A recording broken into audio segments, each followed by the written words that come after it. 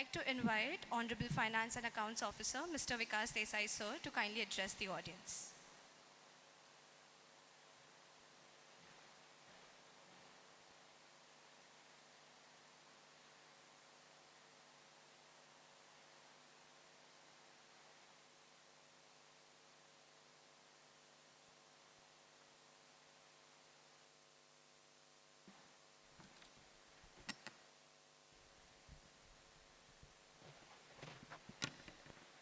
Hello, good afternoon.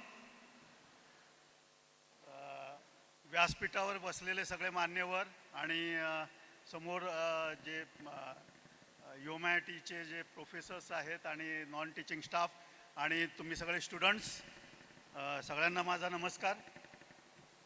माझ्या मते मॅडमना पण लवकर जायचं आहे, त्यामुळे मी जास्त काही बोलत नाही, कारण मी बरंच ठरवून आलो होतो.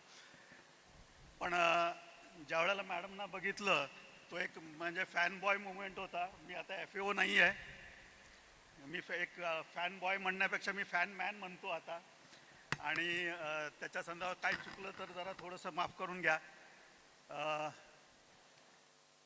मी म्हणा किंवा नांदवडेकर सर म्हणा आणि इवन काळे सर, आता त्यांनी सांगितलंच की आमचा एज ग्रुप सेम आहे. आणि आमच्या एज ग्रुपमध्ये आम्ही जेव्हा तरुण होत होतो त्यावेळेला एक वादळ आलं होतं. त्या म्हणजे वर्षाताई उसगावकर मॅडम, शांता हुबळीकर, मीनाक्षी शिरोडकर, जयश्री गडकर मॅडम, संध्याताई, रंजना मॅडम, आशाताई. आणि त्याच्यानंतर चित्रपटसृष्टीमध्ये पहिला जो ग्लॅमरस किंवा त्यांचा जो वारसा आहे तो आणखीन दमदारपणे जो चालवला तो मॅडम वर्षाताई उसगावकर यांनी चालवलेला होता.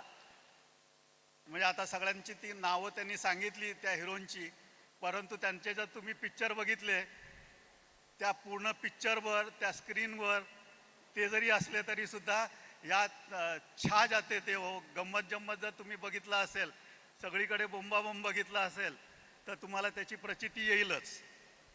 त्याशिवाय आता मगाशी काळे सरांना फक्त थोडंसं मी तुम्हाला हे करतो, त्या फक्त मराठीतल्या नव्हत्या, त्या हिंदीमधल्या पण सुपरस्टार आहेत.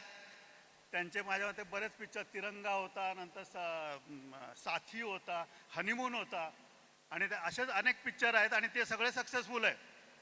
म्हणजे त्यांनी नुसतं माझ्या मते हिंदीमध्ये काम करणारे मराठी हिरोईन्स बरेच आहेत, पण हिंदी आणि मराठीमध्ये त्याच लेवलवरती काम करणारे आपल्या वर्षाताई उसगावकर मॅडम आहेत. जास्त बोलत नाही, एक शायरी उसगावकर मॅडमच्या, वर्षाताई उसगावकर मॅडमच्या साठी मी पेश करतो. मगासपासून मी प्रयत्न करत होतो, पण आता बोलताना मला पहिल्यांदा स्टेजवरती भीती वाटते. वर्षाताई, तुमच्यासाठी, जब खुदा ने तुम्हें फुर्सत से बनाया होगा, एक सुरूर सा उसके दिल में छाया होगा,